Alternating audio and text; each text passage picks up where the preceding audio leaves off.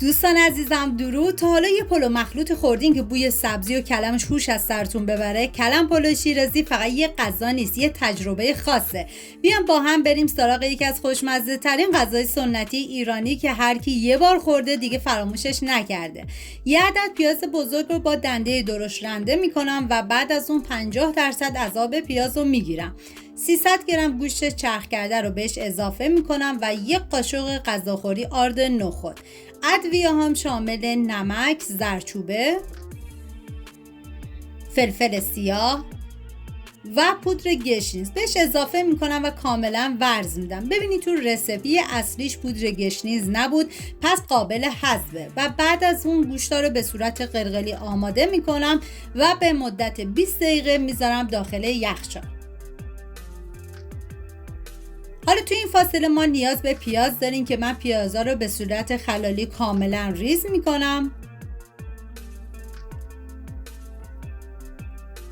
و کلم قمری که من برای این غذا از 2 تا کلم قمری استفاده کردم و به صورت خلالی کاملا ریز میکنم. و همین اول ویدیو هم میگم دم شیرازی های عزیزمون گرم با این غذاهای فوق العاده خوشمزه و لذیذشون.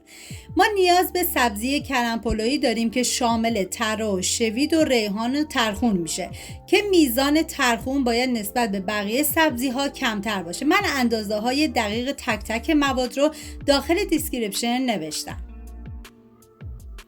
و حالا این مواد آماده کردیم میذاریم کنار. داخل تاب من مقداری کمی کره حیوانی ریختم و بعد از اینکه داغ شد پیازایی که ریز کرده بودم و بهش اضافه میکنم.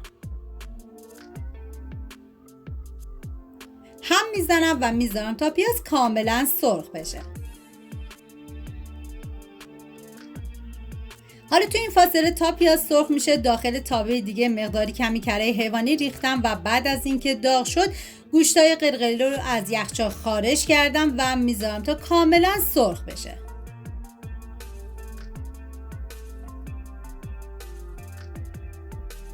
و میریم سراغ پیاز که دیگه سرخ شده. حالا ادویه ها رو بهش اضافه میکنم که شامل زردچوبه، فلفل سیاه، نمک و پودر گشنیز. هم میزنم و میذارم ادویه ها تف بخورن و عطر ادویه ها آزاد بشه. واقعا یه ترکیب عالی و فوق العاده خوشمزه. و بعد از اینکه ادویه ها تف خوردن حالا کلم قمری که ریز کرده بودیم و به پیاز اضافه میکنم. هم میزنم و میذارم تا همه مواد با هم مخلوط بشن و زمان میدم تا کلم قمری کمی نرم بشه و بعد از اون سرخ بشه.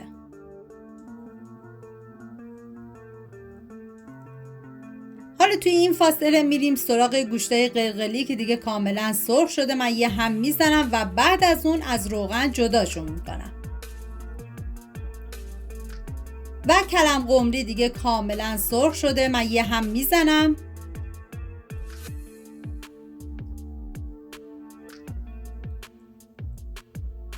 و سبزی که ریز کرده بودیم و بهش اضافه میکنم.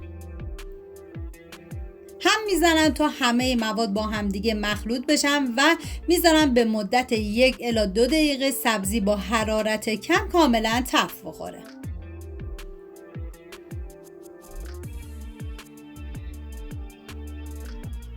و اینجا دیگه کاملا آماده شده و من گوشتای قلقلی رو بهش اضافه میکنم.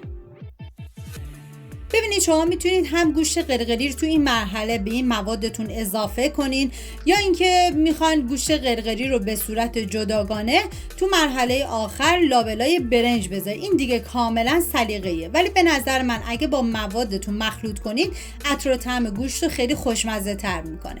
بعد دیگه من زیر حرارت رو خاموش میکنم. داخل قابلمه من مقداری آب ریختم و بعد از اینکه به جوش اومد برنج رو بهش اضافه کردم.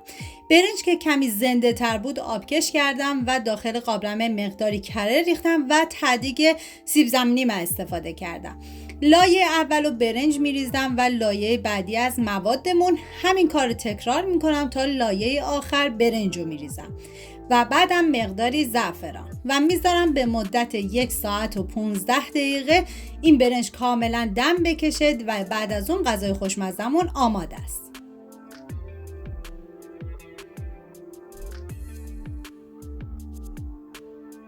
و حالا مقداری هم زعفرون بهش اضافه میکنم و دیگه زمان میدم تا کاملا بپزه. اگر این غذای خوشمزه دلتون رو برده حتما لایک یادتون نره، نظرتون رو برام کامنت کنید و بگین دوست دارین غذای بعدی چی باشه. و اگر هنوز عضوی از این کانال خوشمزه نیستی همین الان سابسکرایب کنید تا با هم بریم سراغ طعم‌های جدید و سنتی ایرانی. اینم از غذای لذیذ و فوق‌العاده خوشمزه ما. امیدوارم درست کنید و در کنار خانواده از خوردنش لذت ببرید. تا یه خوشمزه دیگر، بدرود.